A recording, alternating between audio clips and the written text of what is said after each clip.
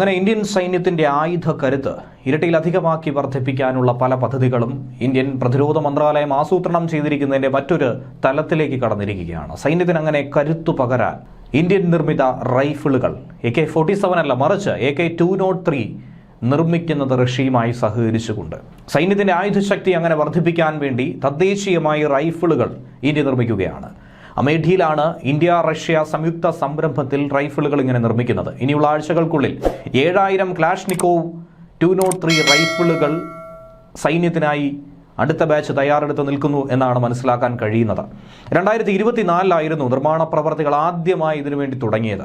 അതിൻ്റെ ആദ്യ പടിയെന്നോണം തദ്ദേശീയമായി നിർമ്മിച്ച 35,000 റൈഫിളുകൾ സേനയ്ക്ക് അങ്ങനെ ലഭിച്ചു. 2026 1 ലക്ഷം യൂണിറ്റുകൾ കൂടി വിതരണം ചെയ്യാനുള്ളൊരു പദ്ധതിയാണ് ഇട്ടിരിക്കുന്നത്. ഈ വർഷം അവസാനത്തോടുകൂടി AK-203 റൈഫിൾ നിർമ്മാണമെന്നത് 100% സ്വദേശിവൽക്കരിക്കുക എന്നുള്ള ലക്ഷ്യത്തിലേക്ക് തന്നെയാണ് കടന്നിരിക്കുന്നതെന്നും Indo Russian rifles private limited അറിയിച്ചിട്ടുണ്ട്. ഏകദേശം 10 പഴക്കമുള്ള ഇൻസാസ് റൈഫിൾ സൈന്യം ഘട്ടം ഘട്ടമായി തന്നെ അവസാനിപ്പിച്ച് അതിന് പകരമായി അതിന്റെ പകരക്കാരൻ എന്ന രീതിയിൽ റഷ്യൻ നിർമ്മിതമായ അസോൾ റൈഫിൾ AK-203 ഉപയോഗിച്ചു വരികയാണ്. കലാഷ്നിക്കോവ് സീരീസിന്റെ ഏറ്റവും നവീകരിച്ചൊരു പതിപ്പ് കൂടിയായിട്ടുള്ള AK-203 എന്ന് പറയുന്നത് വളരെയധികം നേട്ടമാണ് ഇന്ത്യൻ സൈന്യത്തിന് സൈനിക മേഖലയ്ക്ക് നൽകുന്നത്. കാരണം മികച്ച കൃത്യത മാത്രമല്ല, മെച്ചപ്പെട്ട എർഗണോമിക്സും പ്രദാനം ചെയ്യുന്നുണ്ട്.